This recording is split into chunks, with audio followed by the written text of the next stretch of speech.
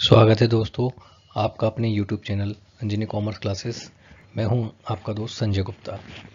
आज मैं आपके लिए एक नई सीरीज लेकर आया हूं जिसमें मैं आपको ये बताने वाला हूं कि कंपनी जब अपने शेयर इशू करती है तो उसको कंपनी एक्ट 2013 की गाइडलाइन का पालन किस तरीके से करना होता है, कौन कौन से नियम हैं जिन्हें फॉलो करना आवश्यक है।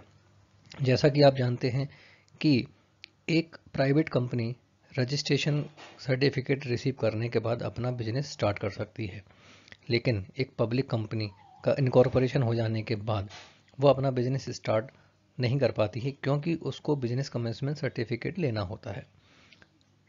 वो किस तरीके से होता है वो मैं आपको बताता हूँ। आगे बढ़ने से पहले अगर आपने मेरा यूट्यूब चैनल सब्सक्राइब नहीं किया हो तो मेरी आपसे विनती है कि आप मेरा यूट्यूब चैनल सब्सक्राइब करें। आइए आगे बढ़ते हैं।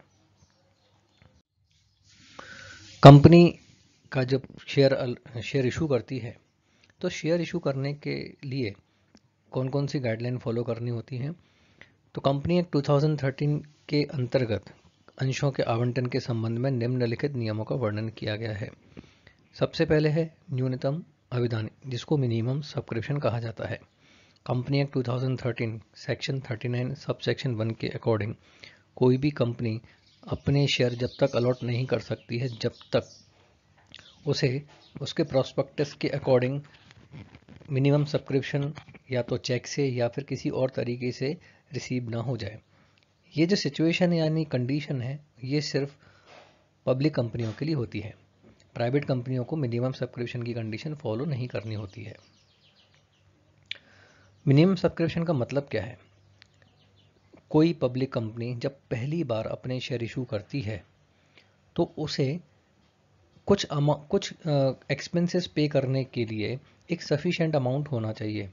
यानी जब कंपनी स्टार्ट होती है, पहली बार अपना पब्लिक इशू करती है, तो उसे इतना पैसा अरेंज करना होता है ताकि वो अपनी इनिशियल पेमेंट कर पाए। कौन कौन से हैं आइए वो देखते हैं।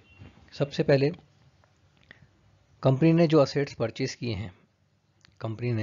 परचेज किए हैं उनको पेमेंट करने के लिए पैसा चाहिए। अगर कंपनी ने असेट्स लोन लेकर लिए हैं तो उस लोन का रीपेमेंट करने के लिए, शेयर इशू करने के लिए जो कंपनी को प्रिलिमिनरी एक्सपेंसेस करने होते हैं, अंडरराइटर का कमीशन देना होता है या ब्रोकरेज पे करनी होती है, तो उसको पेमेंट करने के लिए कंपनी को अपने काम करने के लिए वर्किंग कैपिटल की रिक्वायरमेंट होती है। उस वर्किंग कैपिटल की रिक्वायरमेंट को फिल करने के लिए कंपनी को बनाने में जो एक्सपेंसेस पे किए गए हैं उन एक्सपेंसेस का पेमेंट करने के लिए, या फिर किसी और पर्टिकुलर ऑब्जेक्ट के लिए कंपनी को इनके लिए पैसा चाहिए होता है।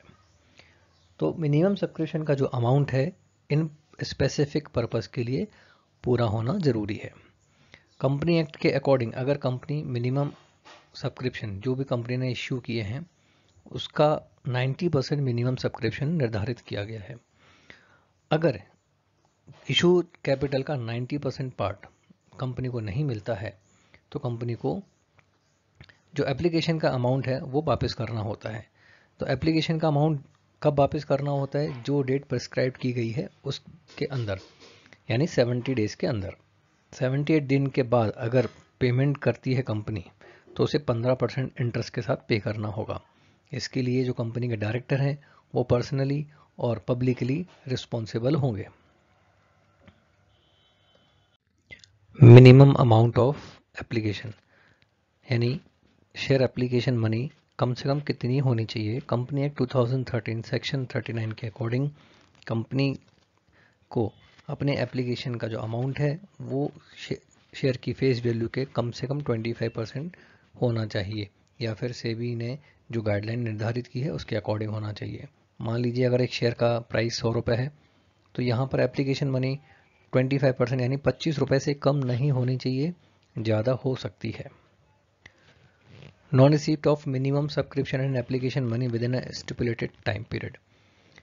कंपनी एक्ट 2013 सेक्शन 39 यह कहता है कि अगर minimum subscription amount and application money prospectus issue के 30 दिन के अंदर या फिर सेबी गाइडलाइन के अकॉर्डिंग अगर रिसीव नहीं होता है तो जो टाइम प्रिस्क्राइब कंपनी ने प्रोस्पेक्टस में बताया गया है उसके अकॉर्डिंग कंपनी को एप्लीकेशन अमाउंट वापस करनी होती है।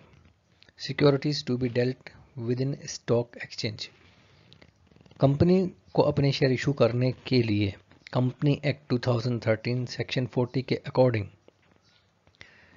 कोई भी ऑथराइज्ड स्टॉक एक्सचेंज में अप्लाई करके उसके लिए एक्सेप्टेंस लेना जरूरी होगा।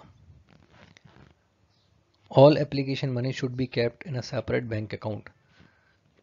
कंपनी एक्ट 2013 ये कहता है कि जब कंपनी को एप्लीकेशन की मनी रिसीव होती है तो उस एप्लीकेशन मनी को एक सेपरेट बैंक अकाउंट ओपन करके उसमें एप्लीकेशन का अमाउंट अलग से रखना होगा। कंपनी एक्ट 2013 सेक्शन 40 के अकॉर्डिंग जो भी एप्लीकेशन मनी कंपनी को रिसीव हो रही है उस एप्लीकेशन मनी को कंपनी एक शेड्यूल बैंक में अकाउंट ओपन करके वहाँ पर डिपॉजिट करेगी। इस एप्लीकेशन मनी को कुछ स्पेसिफिक पर्पस से ही इस्तेमाल कर सकते हैं। जैसे सबसे पहले कंपनी अगर अपने शेयर अलॉटमेंट कर रही है तो वहाँ पर उस एप्लीकेशन मनी को अलॉटमेंट के साथ एडजस्ट कर दिया जाता है।